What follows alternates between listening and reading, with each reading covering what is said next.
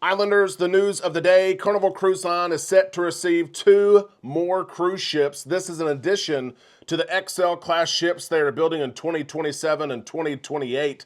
They will be receiving these 2 ships from sister line P&O Cruises Australia. It's going to have big impacts across the Southern Pacific cruising, and we have the story for you. Why did this happen? Why is P&O Australia calling it quits? They're going down under after 90 years in business. We'll share that with you. We're also sharing a story living on a cruise ship for the rest of your life. World cruising is gaining popularity. Voyages of over 100 days are growing popularity. But there's one cruise that just set sail where you can live on the cruise ship forever, the rest of your life, no matter if it's 5 years, 15 years, whatever it is, you're going to be there. We will share that with you as well. We all need some time in the islands. Let's go there now on Island Time.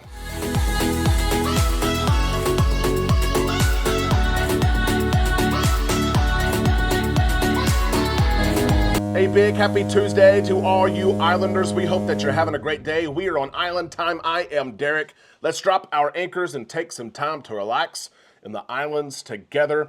Alex and I released a new podcast, the Cruisers Podcast. Episode 2 is available now. I will put the link of that podcast in the description of this video. Make sure you hop over to the Cruisers Podcast Facebook page and YouTube channel to subscribe. We have lots of content coming your way, lots of special guests as well. We're excited to bring you new episodes every Monday throughout the summer. Let's jump right into the cruise news. We're going down under first to Australia. And speaking of down under, P&O Cruises Australia, which is owned by Carnival Corporation, is calling it quits, going out of business after 90 years of cruising. And you can imagine, as you love your particular cruise line, Royal Caribbean and Carnival and Norwegian and MSC, there are people who have sailed with P&O Australia for years and years, for decades, who have loyalty to that brand and are finding out that their beloved cruise line is now going out of business. Now, Carnival Corporation owns this company. It also owns other cruise lines like Carnival Cruise Line, and it has been determined that Carnival Cruise Line will take over kind of that revenue share. That Australia piece of business that Carnival Cruise Line also has, they're also taking over the ships that P&O Australia currently owns and operates. You may be asking why. Australia is a popular place to cruise. The locals, of course, enjoy cruising, and there are many Americans and Canadians who travel to Australia to cruise. So why is this taking place after 90 years? Well, there are multiple reasons, including the strength of Carnival Cruise Line itself. We're going to share some reaction here on why this took place. This is Carnival Corporation CEO Josh Weinstein and what he had to say on why this is taking place right now. Despite increasing Carnival Cruise Line's capacity by almost 25%, think about that. Carnival Cruise Line can carry 25% more passengers since 2019, including transferring 3 ships from Costa Cruises, the Luminosa, the Venezia, the Firenze. Guest demand remains incredibly strong, so we're leveraging our scale in an even more meaningful way by absorbing the entire brand into the world's most popular cruise line. Of course, he is referring to Carnival Cruise Line. Josh Weinstein excited about this, and this is not the first time that this has happened. Josh actually recalls and references the Costa ships that have been brought into the Carnival family, increasing capacity. It's been a huge success. But now 2 ships, the Pacific Encounter and the Pacific Adventure, will now come into the Carnival family as well, which is exciting news as well. They will be rebranded. We don't know the details yet, but they will be rebranded into the Carnival Cruise Line family in theme. There are, of course, different venues on board that are not on board right now, but will be on board. The Carnival Hub app, I know they've mentioned, will be on board as well. So Carnival Cruise Line and Carnival Corporation will make the transformation of these 2 ships. As they've done with Costa, you pay tribute to the heritage where they've come from, but you also make it a Carnival ship as well. Sailings on the Pacific Explorer are continuing, and the Adventure as well. This is not going to take place until 2025. So cruises for these 2 ships are continuing right now. Christine Duffy, President and CEO of Carnival Cruise Line, who's done a fantastic job the last decade of her service, has said this: while we plan to make some technology upgrades and other small changes to the two P&O Cruise Australia ships, they will continue to be geared to the unique Australian market with a familiar feel and much of the same experiences for P&O Cruises Australia guests. This is big news. Of course, Christine Duffy mentioned as well that this brings the total count now of Carnival ships in its fleet to 29.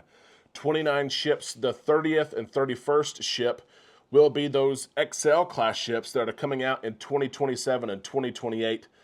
31 ships by 2028. That is remarkable. It is unbelievable. Listen to this as well. Josh Weinstein said this: in 2019, Carnival Cruise Line was 29% of our total capacity. He's talking about Carnival Corporation, all those companies that Carnival Corporation owns. Carnival Cruise Line was 29% of the total capacity. And when we complete this move early next year, Carnival Cruise Line, our highest returning brand, talking about money, okay? How much money can you make? What is your return? Will make up approximately 35% of our total global capacity. Carnival Cruise Line is growing, and this only shows that transformation of the three Costa ships was successful. We've been on Venezia, we've been on Firenze. They're beautiful ships. Carnival, like I said, they held that heritage to the Costa brand, but they also made it a Carnival ship. It's a Carnival Fun Italian style, as they brand it. So many of you have sailed on Venezia out of New York, and Firenze now out of Long Beach. The Luminosa as well, sailing in Alaska and in Australia. Carnival's going to keep their presence in Australia. These two ships will be there. The Luminosa seasonally will be there. The Splendor will be there as well. But this just proves that this whole concept of what Carnival Corporation and Carnival Cruise Line in particular is doing is working. Now, a big question, and we don't have the answer to this yet. There are guests who have sailed with P&O Cruises Australia for decades. They have loyalty. They're wondering, will they lose that loyalty since that cruise brand is no longer around? It's going out of business, going down under. Where would their loyalty go? And Carnival, I promise you, will do everything they can to try to work through all the details to see if their loyalty points and their loyalty status can carry over into the Carnival family. So if you're affected by that, of course, don't worry about it right now. Carnival Cruise Line will figure that out. Islanders, are you excited about this news? Are you excited about the news of the two XL class ships? 31 ships now in the fleet by 2028. Which one, or ones, it's not kids. How can you choose your favorite one? What are your favorite ships? Let us know in the comment section below. We would love to hear from you as we share this second story. All of us enjoy cruising. We might take one cruise a year, 2 or 3 a year, but we always say, man, I'd love to do a long cruise. I would love to do a world cruise, 150 days, or what about maybe even a lifetime cruise. This cruise on the Odyssey actually left just a few days ago, and there's two options that passengers could choose from. One is an unbelievable cruise I'll tell you about here in just a second. But the second cruise is you can move into the Odyssey, you can come on board, and you can live there forever. Literally, it is a cruise that never ends. That's what we dream about. Is it not? The cruise that never ends. We all want that. I'll tell you first off, the first piece of this, where some passengers just paid for a 3.5-year world cruise. Over the next 1,301 days, there's going to be 425 ports. There's 16 segments. And it's going to take 3.5 years to visit these. And it's neat the way that the company has laid out the itinerary, because everywhere you go, they have timed it to where everything is warm and tropical. They've hit everything at the right season. 3.5 years of cruising is a long time, and many people say, I'm not sure that I could do that. But when you look at the numbers behind it, you would think that it would cost a fortune. Financially, there's no way I could do it. The numbers actually are not that bad. Listen to this. For 1,301 days, interior cabins started at $93,000, less than $33,000 a year. That's not bad at all. Balcony cabins started at $249,000 for this 3.5-year cruise. Now, the average age of these passengers is 58 years old. There's a lot of solo travelers as well. There's those from the United States. There's those from Canada as well. What's interesting is when you're not using your cabin, if you need to come back home, if you need a month where maybe you come back home and you're not on the ship, you can rent out your cabin to someone else and get some of that money back. Another interesting thing is you can invite friends and family on board and they only pay $33 a day to cruise with you, which is unbelievable. $33 a day. Amanda and I can't go out to eat for $33.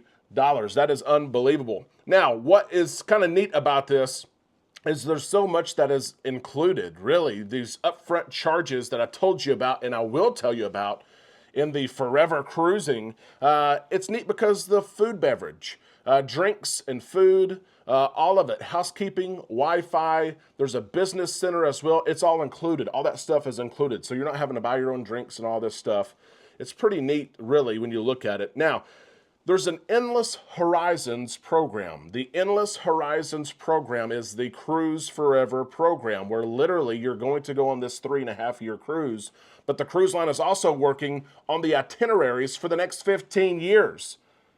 That is crazy. Listen to this. Those hoping for this Endless Horizons program had to pay $299,999 for single occupancy or $500,000 for double occupancy. And there's no monthly fees if you do this option. There are some small monthly fees if you do the option where you're just on board for 3.5 years. But how about this? $300,000 and you can live on board the cruise ship for the rest of your life. Your drinks are included. Your Wi-Fi is included. You can rent this thing out if you want to. You can have friends on board. New itineraries are being added. The ship is not necessarily small, but she's not large either. 800 people are able to stay on board, so not terribly small, right? 3 restaurants, 5 bars, a swimming pool is on board, a library is on board, a business center, a gym, everything that you need to be happy. And I was really thinking about this. Financially, of course, it doesn't make sense. Amanda and I can't do this. We have kids at home. For us, we're not at the stage of life where this makes sense. But I really was thinking about this. One day, could I see myself taking advantage of something that I think is fairly priced? There are people on board, Americans on board, who have sold their house. They're in their late 50s, they're in their 60s, and they have literally done this. It sounds like fantasy land, but it is reality to some people. And I really did think, is there a time in which I think that we could ever do this? I think that answer is yes. It would be so hard to jump off the ledge and actually do it. But I think we would if we were at the right time and period in life, 20 years down the road, who knows? But I also wondered how many of you would take this seriously. Is it something, maybe a 3.5-year cruise? Maybe you see yourself doing that for 1,301 days. Maybe you see yourself living on board the rest of your life. The medical care and all that stuff is included as well. Islanders, let me know what you think about this. Could you ever see yourself doing this? Let us know in the comments section below. That is the cruise news for today. It's been a fun show. Of course, big news from Carnival. We're excited about that. And congratulations to Carnival Corporation and Carnival Cruise Line for their continued success. You know that we are proponents and cheerleaders of them. Islanders, we can't wait to see your comments, of course, in the comment section below. We'll see you on our Facebook page as we do every day, and we'll see you tomorrow right here on Island Time.